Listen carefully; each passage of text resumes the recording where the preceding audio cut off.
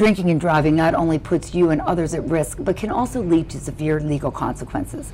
But the good news is drunk driving statistics are improving. Here to tell us about it is Lieutenant Anthony Disciascio. Thank you so much for joining us. You're in the Summers Point Police Department. Yes. And you obviously have your share of drunk drivers that you pull over. Are you seeing those numbers changing at all? Is it decreasing with the awareness of drunk driving, a little more awareness? Absolutely. Yeah.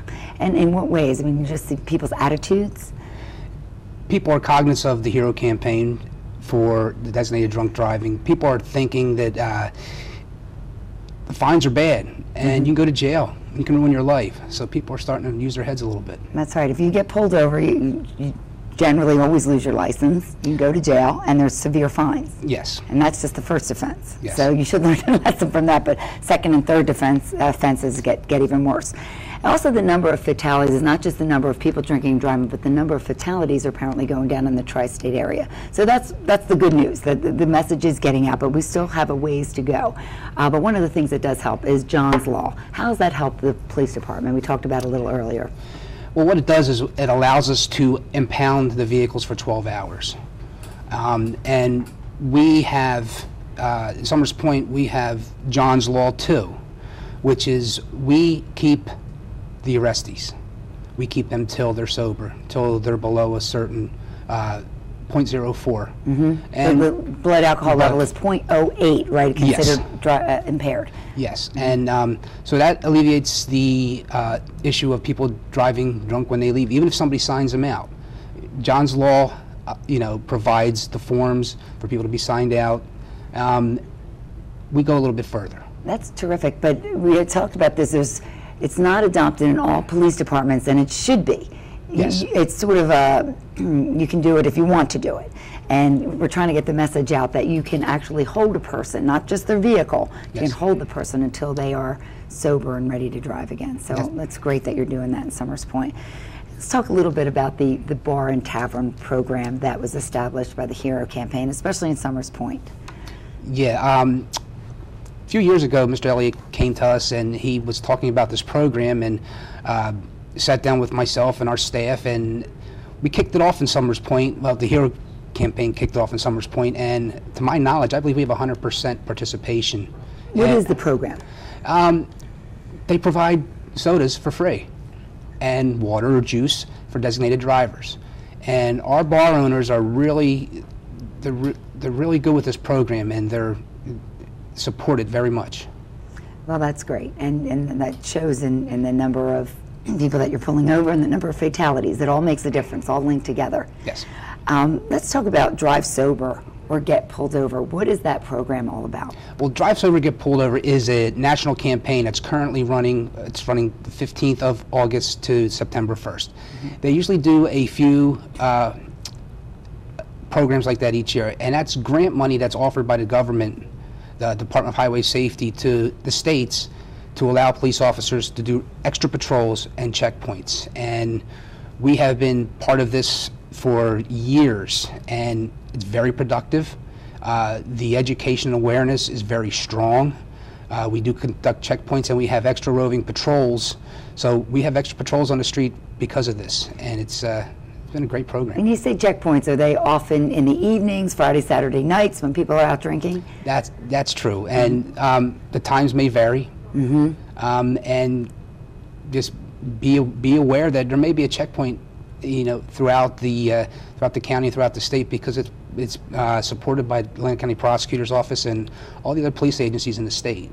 And if the risk of drunk driving, just for safety's sake, doesn't hit home with someone, the fees, as we talked about, the fines, the loss of license, and it's on your record, isn't it? Yes. If you get arrested for drunk driving and you're found guilty, it's on your record. Yes, so that can stay with you. And it's devastating. It's a devastating thing to happen. I mean, absolutely. You could ruin your life, you can ruin somebody else's life, and the financial burden is, the fines are astronomical, and your insurance. Everybody takes part, and it's no joke. Yes, I heard the fines were something like $1,000 a year for 3 years, if I'm stating that correctly, on most insurances. Yes. And And that's a lot of money. And in addition, if you're working, you have to get to work and you can't drive. Now you have to find another way. I mean, you just think about all the repercussions of drinking and driving. But it's not just drinking. There's also another issue. There's prescription drugs, correct? Yeah, we've seen a recent spike within the last couple of years of driving under the influence of prescription drugs. And that's driving under the influence. People need to understand that if your bottle says you're not to drive vehicles, heavy machinery, cars, don't do it, because you can be charged. You can get, just like driving under the influence of alcohol, you can get in just as much trouble. Follow directions, ask your doctors, and it also involves a little bit more on the police end, because we have to have a drug recognition expert come in and do evaluations, and the people go to the hospital and there's a lot involved, and just follow, like we emphasize, read the bottle, ask your doctor. You know, it's funny, there's, I guess, a different mentality about prescription drugs. Somebody who wouldn't smoke marijuana or do cocaine or whatever it is wouldn't think twice about their prescription drugs. And there is prescription drug abuse problem in this country. But I'm so glad that you brought that point up, because oftentimes people just think, oh, if my doctor prescribed it for me, it must be safe, it's okay to use. And it is, I'm sure, if it's used in the correct manner. But when you don't use it in the correct manner and you abuse it, this is when issues can come in. But I just think a lot of people maybe just, it doesn't cross their mind. You got to remember that some of these medications, they alter your mental status, and it will take you somewhere where you might not even know that you're driving. And that's just like driving under the influence of alcohol. It can devastate you or somebody else. So that's an important point to bring up. I'm glad that you brought that up. So also with the drive sober or get pulled over, that happens throughout the year, and oftentimes we don't know when it's happening, but many times it's the holiday season, and we should mention that the holiday season coming up. Do you see a greater incidence of drunk driving during that time? People like to go out and party, but I think people are becoming more cognizant of getting assistance, like the HERO campaign, having a designated driver, taking a cab, having a friend drive you, walk home. There's also programs that people know if they're going to be out drinking, they pre-arrange a ride home, whether it's a taxi or a friend. Isn't that right? We see it in the past years. We have seen people taking a lot of cabs, taking vans. We've seen it. It seems to be on the right trend, so we just got to keep pushing forward with it. Yeah, absolutely. Get the word out there. And we talked about that. It's becoming less and less cool to go out and get drunk, and it's just not as acceptable as many years ago. A business lunch included a couple cocktails. Right. This kind of attitude is changing now, just like smoking is changing. Yes. And that's why we do these shows, and that's why we get the message out in public education. And we want to mention again the walk. The walk is just a great event, and the people that participate in that, I know you're involved in that as well. Yeah, we've participated the last couple of years, and just not the police department, but the city of Summers Point, and it's pretty impressive. Ocean City Walk. Yeah, it's impressive. We enjoyed ourselves. Yes, and it's a great event. It really is. Lots of excitement around everything, but also a very good message. Just getting all those people on board to really think about it and sort of dedicate themselves to being designated drivers and not to drive drunk themselves. I think what impressed myself, along with my chief and everybody else that attended, is the youth that is involved, the colleges and the high schools and stuff, and they have their groups, and I thought it was that's where it's got to start. It's got to start with the youth, and the ones that are coming up, be smart.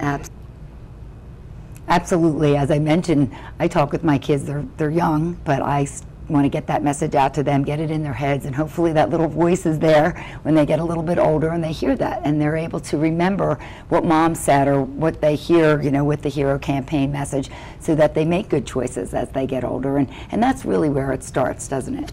Yeah, and we would hope that with college starting, the college kids, the students become the leaders, and use this platform to instill it in other college kids' heads, because kids in college are going to drink, and they're not going to make good choices sometimes. But when you have the youth in the college making decisions to help them, I think that's a plus. Right, and you hear it from your parents, but when you hear it from your peers, the message is even stronger. So that it's not a cool thing to all go out and get drunk anymore. Now it's a cool thing to be responsible, right. And that's an important message to get out for all of our kids. And that's what's so great about the Hero Club at Stockton. I think that's a wonderful program, but the Hero campaign in general is just making people more aware of it. As Bill said, it's not new to have designated driving, but the message and the push behind it is really new, and the efforts that they've made is incredible to me. So thank you so much for joining us and all that the Somers Point Police Department is doing,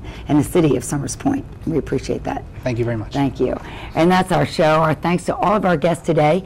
Hero of the Year, Al Nagby, Lieutenant Anthony Disciascio, and of course Bill Elliott, who has taken an unimaginable tragedy and turned it into something positive for others.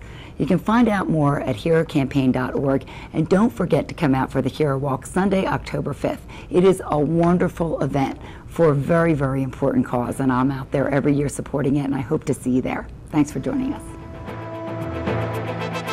Hi, I'm NBC 40 Health reporter Robin Stoloff with Wonder Bear and all of our friends, inviting you to join us for the 4th annual Hero Walk on the Ocean City Boardwalk. Join us Sunday, October 5th. The walk benefits the John R. Elliott Hero Campaign for Designated Drivers and its mission to end drunk driving. The walk begins at 11 a.m. You can pre-register online or by calling 609-626-3880.